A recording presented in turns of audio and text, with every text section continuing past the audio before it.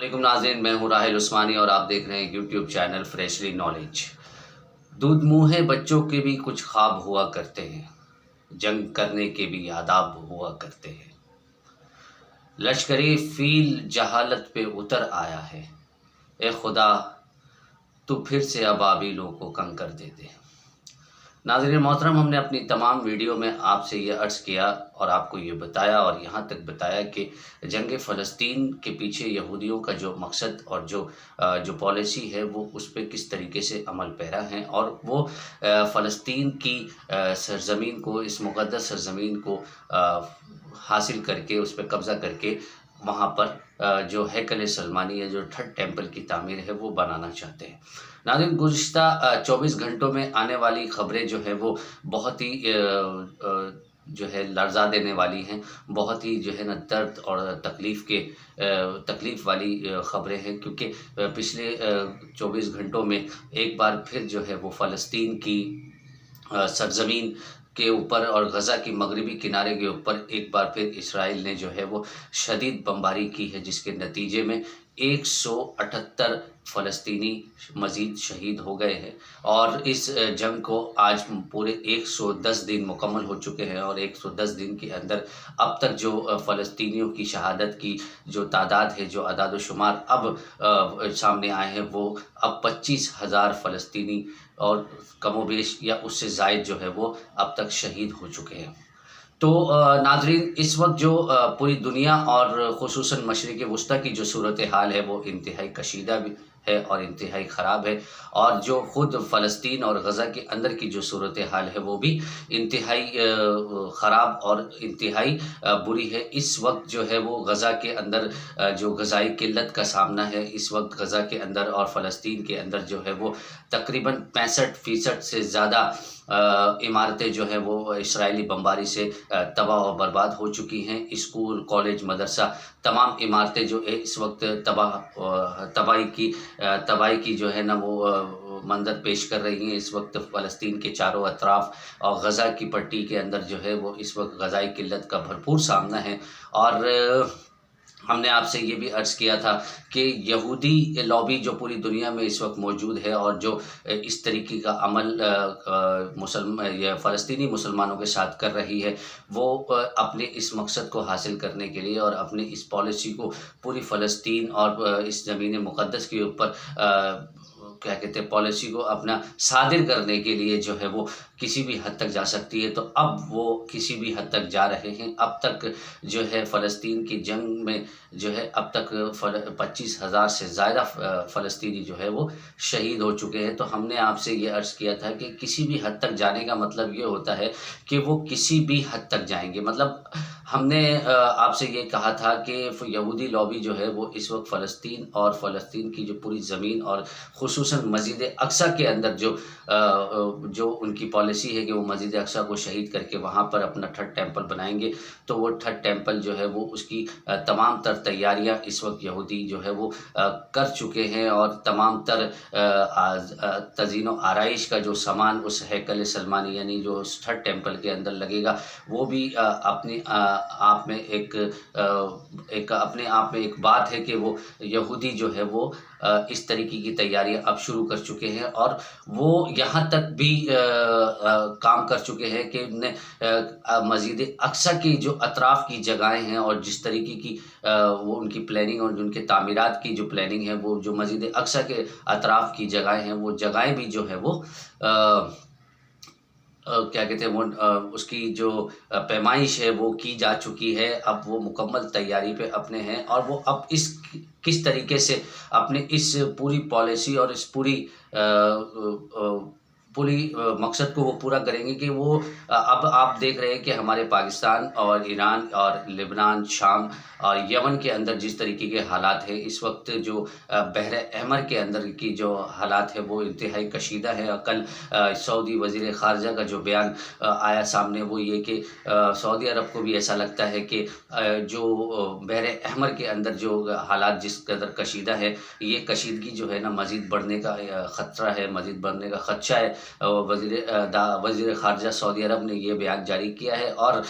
कल भी अमेरिकी हुक्काम ने ये भी बयान जारी किया है कि हमने 110 दिन की इस जंग में हमने जो है वो हमास के 30% जंगजू जो है वो हलाक कर दिए हैं कि हालांकि ऐसा कुछ भी नहीं है। वो इस तरीके की बयान अमेरिका या यहूदी लॉबी इसलिए दे रही है कि वो जंग को मज़ीद जो है वो तवील करना चाहती है, मज़ीद आगे लेके जाना चाहती है, क्योंकि उनका पहला बयान जो था वो ये था कि हम 2025 तक जो है ये जंग लड़ते रहेंगे, इससे पहले हम ये जंग बंद नहीं करने वाले। इस बीच में कतर, मिस्र और जो है उन्होंने अपना सालसी का किरदार अदा किया है और अदा करने के लिए तैयार हैं, लेकिन ये बात समझ से बाहर है कि भाई जो सऊदी अरब जो वो क्या कहते हैं जो उसने जो पॉलिसी दी है कि भाई टू नेशन थ्योरी जो है वो क्या कहते हैं अपनाई जाए और फ़लस्तीन और रियासत को दो अलग अलग रियासतों में तब्दील कर दिया जाए, बांट दिया जाए। इससे जो है ना फ़लस्तीनी भी खुश हो जाएंगे और इसराइल भी अपना एक तरफ हो जाएगा। लेकिन इसराइल अगर ये सऊदी अरब की ये बात मानता है और सऊदी अरब की ये बात को मान के अपने टू नेशन थ्योरी पे अमल करता है, तो फिर इसराइल का इस 110 दिन की जंग का मकसद बेमायने और बेमतलब रह जाएगा। और हमने सोचा था कि आज आपको हम क्या कहते हैं आगे लेके चलेंगे अपने मौजू पे, लेकिन जो पिछले गुज़िश्ता दिनों में जो ख़बरें आई हैं वो इंतहाई दर्दनाक हैं और यहूदी जो है वो अपने इस पॉलिसी और इस प्लानिंग पे मुकम्मल तौर पे अमल पैरा हैं और इस किस तरीके से वो पूरी दुनिया को उन्होंने उलझाया हुआ है। यहूदी की एक खासा है यहूदियों का कि वो अपने मकसद को हासिल करने के लिए पूरी दुनिया को जो है वो उलझा के अपने मकसद को हासिल कर लेते हैं। तो इस वक्त जो ताज़ा तरीन सूरत हाल ये है कि अगर आप ये देखें कि पाकिस्तान के अंदर उन्होंने जो है क्या कहते हैं इलेक्शन का दौरा है, तो पूरी पाकिस्तानी सियासत और पूरी पाकिस्तानी कौम जो है वो इस वक्त इलेक्शन के पीछे है और इलेक्शन के ऊपर मरकूज़ अपनी तवज्जो किया हुआ है।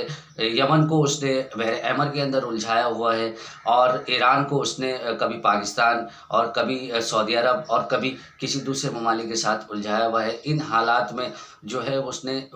तमाम बड़ी मुस्लिम ममालिक को जो है वो किसी न किसी के साथ एंगेज करके उनको मसरूफ़ रखा हुआ है और वो अपना काम बड़ी तेज़ी के साथ फ़लस्तीन के अंदर कर रहा है।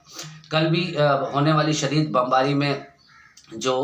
178 अफराद शहीद हुए, उनमें जो ज़्यादातर तादाद है वो बच्चों और औरतों की है और वो